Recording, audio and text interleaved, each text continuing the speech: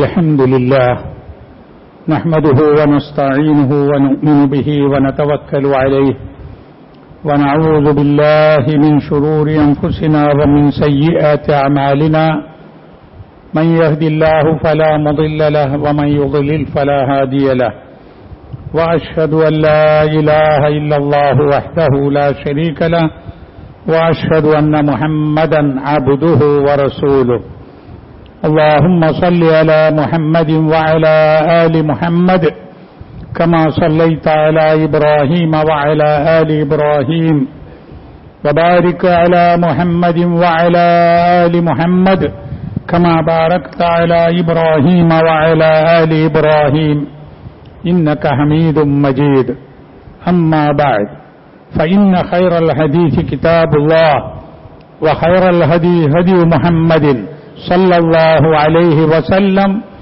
وشر الأمور محدثاتها فكل محدثة بدعة وكل بدعة ضلالة. أعوذ بالله من الشيطان الرجيم. بسم الله الرحمن الرحيم. يا أيها الذين آمنوا اتقوا الله حق تقاته ولا تموتن إلا وأنتم مسلمون. يا أيها الناس اتقوا ربكم الذي خلقكم من نفس واحدة وخلق منها زوجها وبث منهما رجالا كثيرا ونساء واتقوا الله الذي تساءلون به والأرحام إن الله كان عليكم رقيبا. يا أيها الذين آمنوا اتقوا الله وقولوا قولا سديدا يصلح لكم أعمالكم ويغفر لكم ذنوبكم ومن يطع الله ورسوله فقد فاز فوزا عظيما. ബഹുമാന്യരായ സത്യവിശ്വാസികളെ, അല്ലാഹുവിന്റെ കൽപ്പനകൾ സൂക്ഷിച്ചുകൊണ്ട് തഖ്വയോടുകൂടി ജീവിക്കണമെന്ന് എന്നോടും നിങ്ങളോടും ഉപദേശിക്കുകയാണ്. അല്ലാഹു സുബ്ഹാനഹു വ തആല അവനെ സൂക്ഷിച്ച് ജീവിക്കുന്ന മുത്തഖീങ്ങളിൽ നമ്മെ എല്ലാവരെയും ഉൾപ്പെടുത്തുമാറാവട്ടെ. ആമീൻ. കഴിഞ്ഞ ആഴ്ച വിശുദ്ധ ഹജ്ജ് കർമ്മത്തെ സംബന്ധിച്ചാണ് നമ്മൾ പറഞ്ഞിരുന്നത്.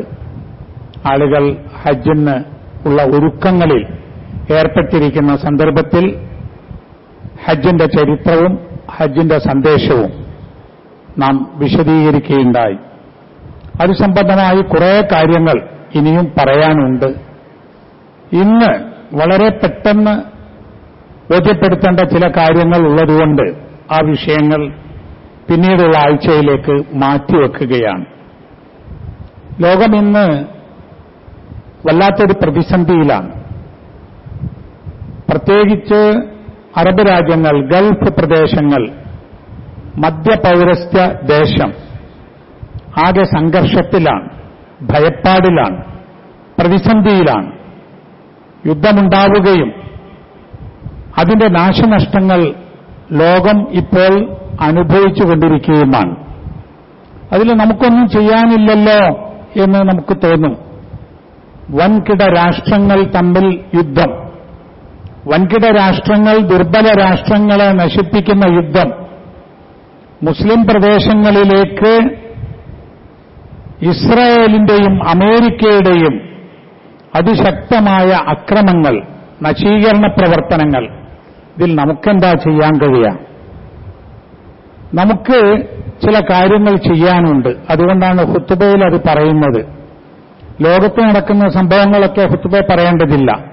പറയുന്ന ആളെക്കാളും നിങ്ങൾക്കാണ്, വാർത്താമാധ്യമങ്ങൾ ബന്ധപ്പെടുന്ന, പത്രം വായിക്കുന്ന നിങ്ങൾക്കാണ് എന്താണ് ലോകത്ത് നടക്കുന്നത് എന്നതിനെക്കുറിച്ച് കൂടുതൽ അറിവുണ്ടാവുക. അതുകൊണ്ട് ആ വിവരം നൽകുകയല്ല. ഇത്രയും വലിയ നാശനഷ്ടങ്ങൾ നമ്മെ സംബന്ധിച്ചിടത്തോളം നമുക്കേറെ പ്രധാനപ്പെട്ട പ്രദേശങ്ങളിൽ ഉണ്ടായിക്കൊണ്ടിരിക്കുമ്പോൾ ഏറ്റവും ചുരുങ്ങിയത് നാം ദുആ ചെയ്യുകയെങ്കിലും വേണം. അതിന് കാരണം എന്താണെന്ന് വെച്ചാൽ, യുദ്ധങ്ങൾ എവിടെയുണ്ടായാലും മരിച്ചു വീഴുന്നത് മനുഷ്യരാണ്, ഏത് രാജ്യത്തായാലും. ആ മനുഷ്യരിൽ പട്ടാളക്കാർ മാത്രമല്ല മരിക്കുന്നത്, സിവിലിയന്മാർ, കുഞ്ഞുങ്ങൾ, വൃദ്ധന്മാർ, ആശുപത്രിയിലെ രോഗികൾ, സ്ത്രീകൾ, യാത്രക്കാർ, തൊഴിലാളികൾ എല്ലാവരും മരിക്കും. ബിസിനസ് സ്ഥാപനങ്ങളും ആരാധനാലയങ്ങളും വിദ്യാലയങ്ങളും ആളുകളുടെ വീടുകളും ഒക്കെ നശിക്കും. ആ നാശത്തിന്റെ വലിപ്പം നമുക്ക് കണക്ക് കൂട്ടാൻ കഴിയുന്നതിലേറെയായിരിക്കും. ഏത് രാജ്യവും ഏത് യുദ്ധം എവിടെ ഉണ്ടായാലും അങ്ങനെയാണ്. നാം യുദ്ധത്തിനെതിരാണ്. അത് ഇപ്പോൾ നടക്കുന്ന യുദ്ധം ലോക മുസ്ലിം കേന്ദ്രത്തിലാണ് നടക്കുന്നത്. അറേബ്യൻ പെനിൻസുല, ഉപദ്വീപ്, അതിന്റെ അടുത്ത പ്രദേശങ്ങൾ, അവിടേക്കാണ് അക്രമവുമായി ലോകത്തിലെ ഏറ്റവും വലിയ അക്രമികൾ വന്നിട്ടുള്ളത്. ഇറാനിലെ പരമോന്നത നേതാവിനെ, അദ്ദേഹത്തിന്റെ ഭാര്യയെയും അദ്ദേഹത്തിന്റെ മക്കളെയും അവിടെയുള്ള വേറെ ആളുകളെയും നിഷ്കരുണം വധിച്ചു. അത് ആ പ്രദേശം എങ്ങനെയാകണമെന്ന് തീരുമാനിക്കാനുള്ള ഒരു പരമാധികാര രാജ്യമാണ് ഇറാൻ. അവിടേക്കാണ് വളരെ ദൂരപ്രദേശത്ത് നിന്ന് അമേരിക്ക ആക്രമിക്കാൻ വരുന്നത്, ഇസ്രായേൽ ആക്രമിക്കാൻ വരുന്നത്. അപ്പോ നമ്മൾ ചെയ്യേണ്ടത് ഇതിൽ കഷ്ടപ്പെടുന്ന ആളുകൾക്ക് അവരുടെ ദുരിതം മാറിക്കിട്ടാൻ വേണ്ടി ദുആ ചെയ്യുകയാണ്. റഹ്മാനായ അല്ലാഹുവേ, ഈ യുദ്ധം മൂലം കെടുതി അനുഭവിക്കുന്ന മുഴുവൻ ആളുകൾക്കും അതിൽ നിന്ന് രക്ഷ നൽകി അനുഗ്രഹിക്കണമേ. ആ ദുരിതത്തിൽ നിന്ന് ഈ സമൂഹത്തെ എത്രയും വേഗം രക്ഷപ്പെടുത്തണമേ. നമുക്ക് പ്രത്യേകമായ ചില കാര്യങ്ങൾ കൂടി അറിയേണ്ടതുണ്ട്. ഇന്ത്യയിലുള്ള ആളുകളെന്ന നിലക്ക് ഇന്ത്യയിൽ നിന്ന് ഏതാണ്ട് 2 കോടി ആളുകൾ വിദേശ രാജ്യങ്ങളിൽ കഴിയുന്നവരുണ്ട്. തൊഴിലെടുക്കുന്നവരും ബിസിനസ് നടത്തുന്നവരും മറ്റുമായിട്ട്. ഇതിൽ 1 കോടിയോളം ആളുകൾ ഗൾഫ് മേഖലയിലാണെന്ന് പറഞ്ഞാൽ വിദേശത്തുള്ള ഇന്ത്യക്കാരുടെ പകുതിയോളമുള്ളത് ഈ മേഖലയിലാണ്. ഈ മേഖലയിലുള്ള ആളുകളിൽ ഇന്ത്യക്കാരിൽ 60-70% മലയാളികളാണെന്ന്. ഇവരയക്കുന്ന മില്യൺ കണക്കിന് ഡോളറാണ് നമ്മുടെ രാജ്യത്തിന്റെ പട്ടിണി മാറ്റിയത് എന്ന് നമുക്കറിയാം.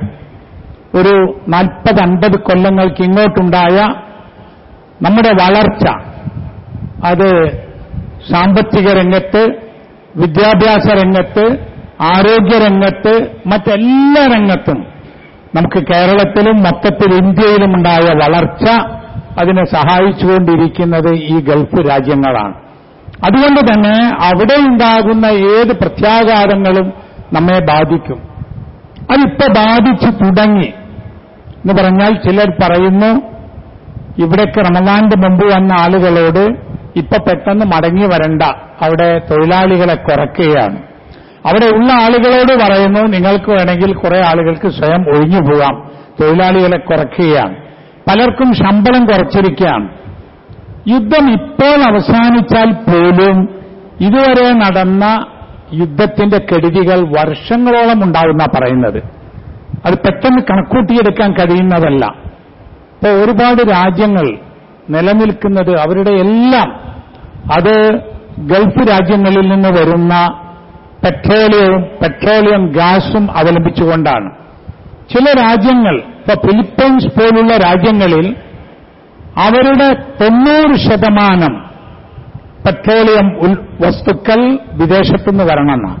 നമുക്കും അങ്ങനെ തന്നെയാണ്. ഒരു വലിയ ശതമാനം നമ്മുടെ ഓയിലും ഗ്യാസുമൊക്കെ പുറമേ നിന്ന് വരുന്നതാണ്. അതധികവും ഈ ഗൾഫ് മേഖലയിൽ നിന്ന് ഹോർമൂസ് കടലിലൂടെ കടന്നു വരേണ്ടതാണ്. അപ്പോൾ ഞാൻ പറഞ്ഞു വരുന്നത് വലിയ നിലക്കുള്ള സാമ്പത്തിക പ്രതിസന്ധി നമ്മെ ബാധിക്കും. അപ്പോൾ നമ്മൾ എന്തു ചെയ്യും? ഞാൻ പറഞ്ഞു നമ്മൾ ദുആ ചെയ്യണം. ഏതൊരു ദുആയും അല്ലാഹു തആല സ്വീകരിക്കുന്നതും പൂർത്തിയാക്കുന്നതും അതോടനുബന്ധിച്ച പ്രവർത്തനവും കൂടി ഉണ്ടാകുമ്പോഴാണ്. ഇപ്പൊ വിവാഹം ചെയ്യാതെ അല്ലാഹു സന്താനത്തെ തരണേ എന്ന് ദുആ ചെയ്തിട്ട് മക്കളുണ്ടാവില്ലല്ലോ. അതുപോലെ തന്നെ നമ്മുടെ ഈ പ്രതിസന്ധി പരിഹരിക്കാൻ, തരണം ചെയ്യാൻ നമ്മൾ ചെയ്യേണ്ട കാര്യമെന്ത്? അത് നമ്മൾ ചെയ്യണം. ഇപ്പൊ സാമ്പത്തികമായി പ്രതിസന്ധി വരുന്നത് തരണം ചെയ്യണമെങ്കിൽ സാമ്പത്തിക അച്ചടക്കം ഉണ്ടാകണം നമുക്ക്. സാമ്പത്തിക അച്ചടക്കം എന്ന് പറഞ്ഞാൽ യാതൊന്നും നോക്കാതെ ചെലവഴിക്കുന്ന ഒരു ജീവിത രീതി ഇപ്പോൾ നമുക്കുണ്ട്. ഒരു സാധനം വാങ്ങുമ്പോൾ അതിനെത്ര വില എന്ന് നമ്മളിപ്പോൾ ചോദിക്കാറില്ല. അതുപോലെ തന്നെ എത്ര കിലോ സാധനം വേണം എന്ന് നമ്മൾ വീട്ടിൽ അന്വേഷിക്കാറില്ല. എന്തെല്ലാം വസ്തുക്കൾ വേണം എന്ന് നോക്കാറില്ല. ഒരു മാർക്കറ്റിലേക്ക് നമ്മൾ പോയാൽ അവിടെയുള്ള എല്ലാ സാധനവും നമുക്ക് വേണ്ടതായിരിക്കും, അങ്ങനെ എടുത്തു കൊണ്ടുവരും. ഒരു വസ്തുവിന് വില കൂടിയാൽ അതിന് തുല്യമായി മറ്റൊന്ന് ഉപയോഗിക്കാനുണ്ടാവും. അങ്ങനെ ഒരു സാധനം ഏത് എന്ന് അന്വേഷിക്കാറില്ല. അപ്പോൾ നമ്മൾ ചെയ്യേണ്ടത് ചെലവ് കുറക്കുക എന്നതാണ്. ചെലവ് കുറക്കാൻ കഴിയുമോ? കഴിയും എന്നത് ഉറപ്പാണ്. നമ്മളൊന്ന് ശ്രദ്ധിച്ചാൽ. അപ്പൊ നിങ്ങൾ നോക്കൂ, നമ്മുടെ വീട്ടിലൊക്കെ ഇലക്ട്രിസിറ്റി ഉപയോഗം, ചില വീടുകളിൽ ചില ഓഫീസുകളിൽ രാവും പകലും ലൈറ്റ് ഇട്ടിട്ടുണ്ടാകും, ഫാൻ കറങ്ങുന്നുണ്ടാവും, AC വർക്ക് ചെയ്യുന്നുണ്ടാവും. അത് നമ്മൾ റൂമിലില്ലാത്തപ്പോൾ ഓഫാക്കണം എന്ന ഒരു വിദ്യാഭ്യാസം നമുക്കുണ്ടാവേണ്ടേ? ഒരുപക്ഷെ മുതിർന്ന ആളുകൾ അങ്ങനെ ചെയ്യുന്നുണ്ടാവും. പുറത്തേക്ക് പോകുമ്പോൾ ഓഫാക്കും, അകത്തേക്ക് വരുമ്പോൾ വീണ്ടും ഓണാക്കും. മക്കൾ അങ്ങനെ ആയിട്ടുണ്ടാവില്ല. കാരണം ഒരു ദാരിദ്ര്യം കാണാതെ വളർന്നവരാണ്. പ്രയാസം അവർക്കറിയില്ല. പണം എങ്ങനെയാ വാപ്പ ഉണ്ടാക്കുന്നതെന്ന് അവർക്കറിയില്ല. അപ്പോ നമ്മൾ അതാണ് ആദ്യം ശീലിക്കേണ്ടത്. എല്ലാത്തിലും ചെലവ് കുറക്കാൻ നമ്മളൊന്ന് ശ്രദ്ധിക്കുക. ഇപ്പൊ നമ്മളൊരു ഹോട്ടലിൽ നിന്ന് ഭക്ഷണം കഴിക്കാൻ മിനിമം ഒരു 100 രൂപ ഒരു നേരത്തെ ഭക്ഷണത്തിനാകുമെങ്കിൽ 1 മണിക്കൂറോ 2 മണിക്കൂറോ വെയിറ്റ് ചെയ്താൽ നമ്മൾ വീട്ടിലെത്തുമെങ്കിൽ വീട്ടിലെത്തിയിട്ട് ഭക്ഷണം കഴിച്ചാൽ മതിയല്ലോ. ഇപ്പൊ ഇന്ന് ഉച്ചയ്ക്ക് നമ്മളിപ്പോ ഇവിടെ ഉണ്ട്, നമ്മളെ വീട്ടിൽ നമുക്ക് ഫുഡ് ഉണ്ടാക്കിയിട്ടുണ്ടാവും. അത് നമ്മൾ അവിടെ എത്താൻ 1 മണിക്കൂർ 1.5 മണിക്കൂർ കഴിയും.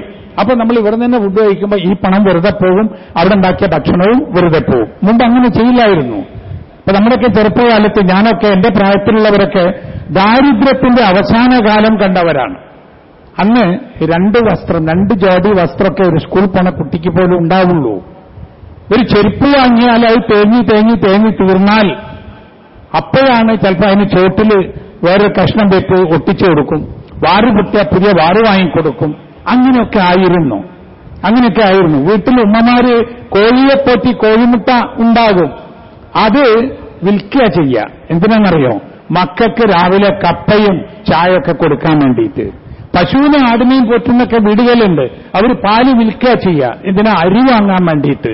അങ്ങനെ അതുപോലെ തന്നെ നടന്നാണ് പോവുക. 5-8 കിലോമീറ്ററൊക്കെ ഡെയിലി ആൾക്കാർ ജോലിക്ക് വേണ്ടിയും പഠിക്കാൻ വേണ്ടിയും നടന്നു പോയിരുന്നു. അപ്പൊ ഈ ദാരിദ്ര്യം, ഞാൻ പറയാം, ഒരു 50-60 വയസ്സ് ആയ ആളുകളൊക്കെ ഇതിന്റെ അവസാന കാലം കണ്ടവരാണ്. അപ്പോൾ ചെലവ് ചുരുക്കാൻ വേണ്ടിയിട്ട് നമ്മൾ പ്ലാൻ ചെയ്യണം, വെറുതെ ചുരുങ്ങൂല. ഒരു ഹദീസിലുണ്ട്, താമുൽ ഇസ്നൈനി കാഫിൻ ലി സലാസ്, 3 ആളെ ഭക്ഷണം മതി 4 ആൾക്ക് എന്ന്. അല്ല, 2 ആളുടെ ഭക്ഷണം മതി 3 ആൾക്ക് എന്ന്. വേറൊരു ഹദീസിൽ 3 ആളെ ഭക്ഷണം മതി 4 ആൾക്ക്, അങ്ങനെയുമുണ്ട്. ഇത് വലിയൊരു ധനശാസ്ത്രമാണ്, ഒരു സാമ്പത്തിക ശാസ്ത്രമാണത്.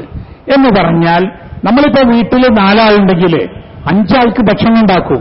അതിന്റെ ആവശ്യമില്ല. 4 ആളുടെ 3 ആളെ ഭക്ഷണം ഉണ്ടാക്കിയാൽ അത് കംപ്ലീറ്റ്, അത് മതിയാകും. ഒന്നിച്ചിരുന്ന് ഭക്ഷണം കഴിക്കണമെന്ന് മാത്രം. ഒന്നിച്ചിരുന്ന് ഭക്ഷണം കഴിക്കുന്നതിൽ ഒരു ബർക്കത്തുണ്ട് എന്ന് വേറെ ഹദീസുണ്ട്. അപ്പൊ നമ്മൾ ഓരോരുത്തരും വേറെ വേറെ ഭക്ഷണം കഴിക്കുമ്പോൾ തികയാതെ വരും. എല്ലാവരും കൂടി ഒന്നിച്ച് ഭക്ഷണം കഴിക്കുമ്പോൾ അത് മതിയാകും. അതുപോലെ തന്നെയാണ് നമ്മുടെ ഭക്ഷണത്തിന്റെ ഐറ്റം. ദാരിദ്ര്യം വരുന്നതുകൊണ്ട് ഞാൻ പറയുന്നത്, നമ്മളെ പണം നമുക്ക് ധാരാളം ആവശ്യമുണ്ട്. ഇപ്പൊ നമ്മൾ ഒരു ഭക്ഷണം കഴിക്കാൻ അതിന്റെ പോഷകമൂല്യങ്ങൾ ഒക്കെ അത് വേണം. അതായത് അതിന്റെ ന്യൂട്രീഷ്യസ് വാല്യൂ നോക്കണം. അതിൽ വിറ്റാമിൻസും മിനറൽസും മറ്റു കാര്യങ്ങളും ഒക്കെ ഉണ്ടാവണം. പക്ഷെ നമ്മൾ അത് നോക്കിയിട്ടല്ല, രുചിക്ക് വേണ്ടിയിട്ടാണ് പല ഐറ്റങ്ങളും. ഒന്നിലധികം മാംസങ്ങൾ, ഒന്നിലധികം മത്സ്യങ്ങൾ, അത് തന്നെയും ആരോഗ്യത്തിന് ഹാനികരമാകുന്ന പലതും നമ്മൾ കഴിക്കുന്നുണ്ട്. അതൊക്കെ ഒന്ന് ചെറുതാക്കിയാൽ ഒരുപക്ഷെ നമ്മളൊക്കെ വീട്ടിൽ പകുതി പൈസ മതിയാവും ഭക്ഷണത്തിന്. മറ്റൊരു കാര്യം, നമുക്ക് വലിയൊരു ചെലവ് വരുന്നത് യാത്രക്കാണെന്ന്. വാഹനത്തിന് ബൈക്ക് ഓടിക്കണം, കാറ് വേണം, മറ്റു കാര്യങ്ങളൊക്കെ. അതൊക്കെ ഒരാളുടെ ജീവിതവും ജോലിയും ഒക്കെ അനുസരിച്ച് അത്യാവശ്യവുമാണ് ഇന്ന്. പക്ഷെ അതിനും നിയന്ത്രണം കൊണ്ടുവരാമല്ലോ. ഒരു സ്ഥലത്തേക്ക് ഇന്നും നാളെയും പോകുന്നത് ഒരു യാത്രയിൽ 2 കൂടി ഒപ്പിച്ചെടുക്കാൻ കഴിയുമെങ്കിൽ അത് മതിയല്ലോ. അതുപോലെ തന്നെ ഒരു 10-300 മീറ്ററൊക്കെ ആണെങ്കിൽ പോലും നമ്മൾ ബൈക്കെടുത്ത് പോണ്ട, നടന്നാൽ മതി. അങ്ങനെ നടക്കുന്ന ആൾ പിന്നെ നടക്കാൻ വേണ്ടി നടക്കാൻ പോണ്ട. അങ്ങനെയാണല്ലോ. എല്ലാം നമ്മൾ വാഹനത്തിൽ പോയിട്ട് ആരോഗ്യ പ്രശ്നം ഉണ്ടായിട്ട് പിന്നെ നടക്കാൻ പോകുന്നൊരു നടത്തം ഉണ്ട്, അതിന്റെ ആവശ്യവും ഉണ്ടാവില്ല. അതുപോലെ ഒരു ബൈക്കിൽ പോകാവുന്ന ദൂരത്ത് നമ്മൾ കാർ ഓടിച്ചു പോണ്ട, അത് ചെലവ് കൂടുമല്ലോ. അപ്പൊ കഴിയുന്നതും നമ്മുടെ ജോലിയും നമ്മുടെ അത്യാവശ്യവും ഒക്കെ നടന്നു പോകുന്നതിന്റെ അപ്പുറത്തേക്ക് നമ്മൾ ചെലവഴിക്കാതിരിക്കുക എന്നതും നമ്മൾ പഠിക്കണം. എന്ന് പറഞ്ഞാൽ ഒരു സാമ്പത്തിക അച്ചടക്കം വേണം. ഖുർആനിൽ അല്ലാഹു തആല നമ്മോട് ആവശ്യപ്പെടുന്ന ഒരു കാര്യമാണ്, വലാ തുബദ്ദിർ തബ്ദീറ, നിങ്ങൾ തബ്ദീർ നടത്തരുത്. തബ്ദീർ എന്ന് പറഞ്ഞാൽ ആവശ്യമില്ലാത്ത കാര്യങ്ങളിൽ പണം ചെലവഴിക്കലാണ്, ദുർവ്യയം. അങ്ങനെ ദുർവ്യയം ചെയ്യുന്ന ആളുകൾ ഇന്നൽ മുബദ്ദിരീന കാനു ഇഖ്വാന ശയാത്തീൻ, ദുർവ്യയം ചെയ്യുന്ന ആളുകൾ പിശാചിന്റെ സഹോദരങ്ങളാണ്. വകാന ശൈത്താനു ലിറബ്ബിഹി കഫൂറ, ശൈത്താൻ പിശാച് തന്റെ റബ്ബിനോട് നന്ദി കാണിച്ചവനുമാകുന്നു. ഇത് സൂറത്തുൽ ഇസ്രായിലെ 26-27 ആയത്തുകളാണ്. എന്നാൽ ദുർവ്യയം ചെയ്യുക, ആവശ്യമില്ലാതെ പണം ചെലവഴിക്കുക. ഇപ്പൊ അത് ആർക്കും പറയാൻ കഴിയാത്ത വിധം, ഇപ്പൊ നമുക്കൊക്കെ പറയാൻ കഴിയില്ല, നിങ്ങളും അങ്ങനല്ലേ, ഇത് പറയുന്നവരിപ്പോ മെച്ചമുണ്ടോ എന്ന് ചോദിക്കാവുന്ന വിധം എല്ലാവരും ആയിപ്പോയൊരു സംഗതിയാണ്. വേറൊരു വാക്ക് ഇസ്രാഫാണ്, തബ്ദീർ, ഇസ്രാഫ്. ഇസ്രാഫിനെ കുറിച്ച് ഖുർആൻ പറഞ്ഞത് നല്ല മനുഷ്യന്മാര്, ഇബാദുർ റഹ്മാൻ, അവരാരാന്നറിയോ? വല്ലദീന ഇദാ അൻഫഖു, അവര് പണം ചെലവഴിച്ചാൽ, അവരെന്തെങ്കിലും ചെലവഴിച്ചാൽ, ലം യുസ്രിഫു, അവർ ഇസ്രാഫ് കാണിക്കൂല, അമിതമായി ചെലവഴിക്കൂല. വലം യഖ്തുറു, പിശുക്ക് കാണിക്കുകയുമില്ല. വകാന ബൈന ദാലിക ഖവാമ, അത് രണ്ടിന്റെയും ഇടയിലുള്ള ഒരു മധ്യാവസ്ഥയിലാണ് അവരുണ്ടാകുക. അപ്പൊ പണം ചെലവഴിക്കുമ്പോൾ, വസ്തുക്കൾ ചെലവഴിക്കുമ്പോൾ അത് അവർ ആവശ്യത്തിലേറെ ചെലവഴിക്കൂല, അതുപോലെ തന്നെ അവർ പിശുക്ക് കാണിക്കുകയുമില്ല. ഇത് ഇബാദുർ റഹ്മാൻ, അള്ളാഹുവിന്റെ അടിമകളുടെ ഗുണമായി പറഞ്ഞു. ഈ തബ്ദീറും ഇസ്രാഫും തമ്മിൽ അത് രണ്ടും പാടില്ലാത്തതാണ്, രണ്ടും ഹറാമാണ്.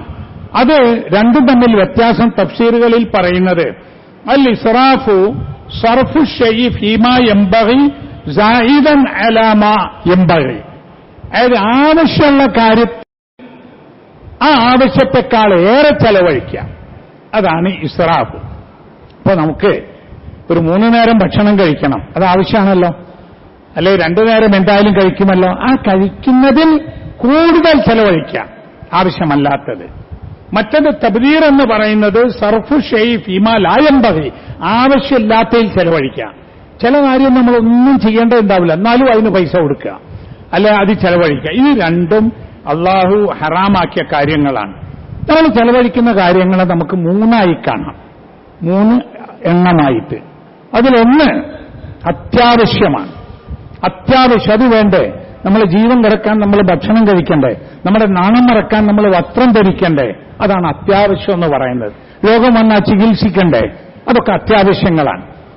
അടുത്തത് ആവശ്യങ്ങളാണ്. അത്യാവശ്യമല്ല, കുറച്ചുകൂടെയൊക്കെ നമ്മൾ ചെലവഴിക്കും, അതും വിരോധമൊന്നുമില്ല. അത് സമയമനുസരിച്ച്, സന്ദർഭമനുസരിച്ച്, കയ്യിലുള്ള കാശനുസരിച്ചൊക്കെ ആവശ്യങ്ങൾക്ക് ചെലവഴിക്കാം. മൂന്നാമത്തത് അനാവശ്യമാണ്. അപ്പൊ അത്യാവശ്യമുണ്ട്, ആവശ്യമുണ്ട്, അനാവശ്യമുണ്ട്. ഈ അനാവശ്യമാണ് ഈ തബ്ദീറും ഈ ഇസ്രാഫും എന്ന് പറയുന്ന അല്ലാഹു തആല വിലക്കിയ, നിഷേധിച്ച ശൈത്താന്മാരാണ്, ശൈത്താന്റെ സഹോദരന്മാരാണ് ഇങ്ങനെ ദുർവ്യയം ചെയ്യുന്നവർ എന്ന് പറഞ്ഞിട്ടുള്ളത്. അതുകൊണ്ട് തന്നെ നമ്മൾ സൂക്ഷിക്കണം. അല്ലാഹു തആല നമ്മുടെ ഇസ്ലാം ദീൻ എന്ന് പറഞ്ഞ് വളരെ മിതമായ, സന്തുലിതമായ, മനോഹരമായ, മനുഷ്യന് എല്ലാ സന്തോഷവും നൽകുന്നതാണ്. അല്ലാഹ് പറഞ്ഞു നോക്കൂ, അല്ലാഹു തആല പറയുന്നത് വകുലൂ വശ്റബു, നിങ്ങൾ ഭക്ഷണം കഴിക്കുക, നിങ്ങൾ പാനീയം കുടിക്കുക, വലാ തുസ്രിഫു, നിങ്ങൾ അമിതമാക്കരുത് എന്ന്. അപ്പോൾ ഭക്ഷണം കഴിക്കാം, നമുക്ക് വെള്ളം കുടിക്കാം, അല്ലാഹു തആല നൽകിയ ഈ അനുഗ്രഹങ്ങളൊക്കെ നമുക്ക് ഉപയോഗിക്കാം, പക്ഷേ അമിതമാവരുത്. ഈ അമിത ഭക്ഷണം കൊണ്ടുള്ള പ്രശ്നങ്ങളുണ്ട്. ഇപ്പൊ നോക്കൂ, എത്രയെത്ര ജിംനേഷ്യങ്ങൾ പുതിയത് വന്നു നമ്മുടെ സിറ്റിയിലൊക്കെ. ഇപ്പൊ നമ്മുടെ മുൻ തലമുറയിൽപ്പെട്ട ആൾക്കാരാരോ ജിമ്മിന് പോയിരുന്നു, അവരാരോ നടക്കാൻ പോയിരുന്നു, ഒന്നുമില്ലല്ലോ. അവരെ ഭക്ഷണം മിതമായിരുന്നു, കഴിച്ചിരുന്ന ഭക്ഷണം നല്ലതുമായിരുന്നു. അപ്പോൾ നമ്മൾ ആരോഗ്യം ശ്രദ്ധിക്കാത്ത നിലക്ക് ഭക്ഷണം കഴിച്ചു, അതിന്റെ ദുനിയാവിൽ തന്നെയുള്ള പ്രയാസങ്ങൾ നമ്മൾ അനുഭവിക്കുകയും ചെയ്തു. എല്ലാത്തിലും ഒരു മിതത്വം, ഇഅ്തിദാല്, തവാസുന് എന്ന് പറയും. ഇസ്ലാമിന്റെ കാര്യങ്ങൾ എല്ലാം ഒരു മിതമായിരിക്കണം. ആ മിതമായിട്ടുള്ള രൂപത്തിലാണ് നമ്മൾ ജീവിക്കേണ്ടത് എന്ന് മനസ്സിലാക്കണം. ഒരു ഹദീസുണ്ട്, ഭക്ഷണം മാത്രമല്ല, നമ്മുടെ വീട്ടിലെ ഉപകരണങ്ങൾ പോലും നബി സല്ലല്ലാഹു അലൈഹി വസല്ലം പറഞ്ഞു, ഫിറാശുൽ ലിർറജുലി വ ഫിറാശുൽ ലിംറഅതിഹി വ സാലിസു ലിൽദൈഫി വറാബിഉ ലിശ്ശൈത്താനി. ഇമാം മുസ്ലിമിന്റെ ഹദീസ്. റസൂൽ സല്ലല്ലാഹു അലൈഹി വസല്ലം കിടക്ക എന്നൊക്കെ അർത്ഥം ശയ്യോപകരണമാണ്. അപ്പൊ നിനക്ക് നിന്റെ ഭാര്യക്കൊന്ന്, മൂന്നാമത്തത് അതിഥിക്ക്, അതിഥികൾ വരുമ്പോ വേണല്ലോ, നാലാമത്തത് ഷെയ്ത്താനിൽ നിന്നാണ്. ഇപ്പൊ നമ്മളെ വീട്ടിൽ നോക്കിയാൽ ഷെയ്ത്താന്മാരുടെ റൂമായിരിക്കും അധികം ഉണ്ടാകുക. എന്നാല് നമ്മൾ നമ്മുടെ ഭാര്യ ഒരു റൂമിലായിരിക്കും, മക്കൾക്ക് വേണേൽ വേറെ റൂമുണ്ടാവും, അതിഥിക്ക് ഒരെണ്ണം വേണമെന്ന് വെക്കുക, ബാക്കിയോ ഷെയ്ത്താന്മാർക്ക്. ആ ഷെയ്ത്താന്മാർക്ക് റൂമുണ്ടാക്കുന്ന പണി പാടില്ല എന്നതാണ്. ഇത് ഈ ഫിറാഷ്, വിരിപ്പ്, പുതപ്പ് മാത്രമല്ല, പാത്രങ്ങള്, ഉപകരണങ്ങള്, ഫർണിച്ചറുകള്, എന്തെല്ലാം സംഗതികളുണ്ടെന്നറിയോ? നമ്മൾ ഉപയോഗിക്കാനോ, നമ്മുടെ ഭാര്യയ്ക്ക് ഉപയോഗിക്കാനോ, നമ്മുടെ മക്കൾക്ക് ഉപയോഗിക്കാനോ, നമ്മുടെ വീട്ടിൽ എപ്പോഴെങ്കിലും വരുന്ന അതിഥികൾക്ക് ഉപയോഗിക്കാനോ അല്ലാത്തതായുള്ളത് ഷെയ്ത്താന്മാർക്കുള്ളതാണ്, യാതൊരു സംശയവുമില്ല. ഇതൊക്കെ എല്ലാവർക്കും ഒരുപോലെ ആവില്ല കേട്ടോ. ഒരാള് അയാളുടെ മാതിരി ആവില്ല വേറൊരാള്, ഒരാൾക്ക് വരുന്ന അതിഥികളുടെ എണ്ണമാവില്ല വേറൊരാൾക്ക്. അതൊക്കെ അംഗീകരിക്കുന്നു, അതൊക്കെ ഇസ്ലാം അംഗീകരിക്കുക. അതിഥി സൽക്കാരമൊക്കെ ഇസ്ലാമിൽ വലിയ പുണ്യമായ കാര്യവും കൂടിയാണ്. പക്ഷേ അനാവശ്യം, ദുർവ്യയം, അതുപോലെ തന്നെ ആഡംബരം, ഇതൊക്കെ ഉണ്ടായിത്തീരുമ്പോഴുള്ള പ്രശ്നങ്ങളാണ്. അപ്പൊ ഞാൻ പറഞ്ഞു കൊണ്ടുവന്നത് എന്താണെന്ന് വെച്ചാൽ, ഈ ഒരു സാഹചര്യത്തിലെങ്കിലും നമ്മൾ ഒരു അച്ചടക്കം പാലിക്കണം പണം ചെലവഴിക്കുന്നതിന്. എന്നാൽ ഉള്ള പണം മതിയാവും, കുറച്ചൊക്കെ കഷ്ടപ്പാടുണ്ടാവും. പകുതിയാക്കി കുറക്കാൻ നമ്മളൊന്ന് മനസ്സ് വെച്ചാൽ നമുക്ക് കഴിയും. അത് നമ്മൾ മാത്രം മനസ്സ് വെച്ചാൽ പോരാ, നമ്മൾ വീട്ടിൽ നമ്മുടെ സ്ത്രീകളോട് പറയണം, നമ്മളെ മക്കളോട് പറയണം. ഇപ്പൊ വാപ്പാന്റെ അടുത്ത് പൈസ ഇല്ലെങ്കിലും മോൻ പറയാം എനിക്കൊരു ബൈക്ക് വേണമെന്നായിരിക്കും, അല്ലേ? വാപ്പാക്ക് അത്ര വരുമാനമില്ലെങ്കിലും മോൻ പറയാ വലിയ വരുമാനമുള്ള ആളുടെ മക്കളുടെ മാതിരി ഡ്രസ്സും ഷൂ ഒക്കെ വേണമെന്നായിരിക്കും. അപ്പൊ മക്കളെയും നമ്മൾ പറഞ്ഞു കൊടുക്കണം, നമുക്ക് വരുമാനം കുറവാണ്, പ്രയാസങ്ങളാണ്, അതുകൊണ്ട് നമ്മളെല്ലാവരും അഡ്ജസ്റ്റ് ചെയ്ത് പോകണം എന്ന് പഠിപ്പിക്കണം. ഈ പറയുന്നത് ഞാൻ ലോകവർത്തമാനം പറയല്ല, ഇസ്ലാമിന്റെ കാര്യം, ഖുർആനിൽ വന്ന നിർദ്ദേശം, റസൂൽ സല്ലല്ലാഹു അലൈഹി വസല്ലം നമ്മെ പഠിപ്പിച്ച കാര്യങ്ങളാണ് പറഞ്ഞത്. നാം സൂക്ഷിക്കുക. അല്ലാഹു സുബ്ഹാനഹു വ തആല നമ്മെ അനുഗ്രഹിക്കുമാറാവട്ടെ.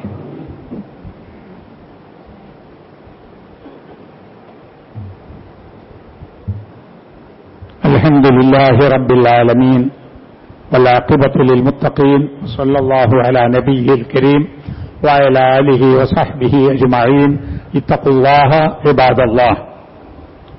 ജീവിതത്തിലുണ്ടാകുന്ന പ്രയാസങ്ങളും ദുരിതങ്ങളും അല്ലാഹു സുബ്ഹാനഹു വ തആല നമുക്ക് ദൂരീകരിച്ച് പെരുമാറാകട്ടെ.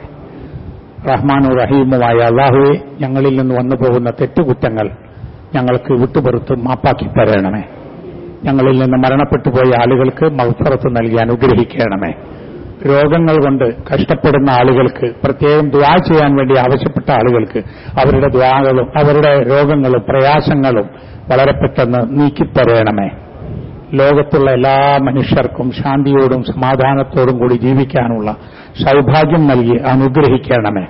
ഇസ്ലാമും മുസ്ലിം സമൂഹവും അനുഭവിക്കുന്ന ഈ പ്രതിസന്ധി, കഷ്ടപ്പാടുകൾ, ദുരിതങ്ങൾ, പീഡനങ്ങൾ, അക്രമങ്ങൾ, അതെല്ലാം തരണം ചെയ്യാനുള്ള ഈമാനും കരുത്തും നൽകി ഈ സമൂഹത്തെ സഹായിക്കണമേ. അല്ലാഹുമ്മ ഗ്ഫിർ ലിൽ മുഅ്മിനീന വൽ മുഅ്മിനാത്ത് വൽ മുസ്ലിമീന വൽ മുസ്ലിമാത്ത് അൽഅഹ്യാഇ മിൻഹും വൽ അംവാത്ത് ഇന്നക മുജീബു ദഅവാതി യാ ഖാദിയൽ ഹജാത്ത്. റബ്ബനാ തഖബ്ബൽ മിന്നാ ഇന്നക അൻതസ് സമീഉൽ അലീം വതുബ് അലൈനാ ഇന്നക അൻതത് തവ്വാബുർ റഹീം. ربنا يا غافر المذنبين اللهم اعز الإسلام والمسلمين. ربنا هب لنا من أزواجنا وذرياتنا قرة أعين واجعلنا للمتقين إماما. ربنا آتنا في الدنيا حسنة وفي الآخرة حسنة وقنا عذاب النار. وصلى الله على نبينا محمد وعلى آله وصحبه أجمعين.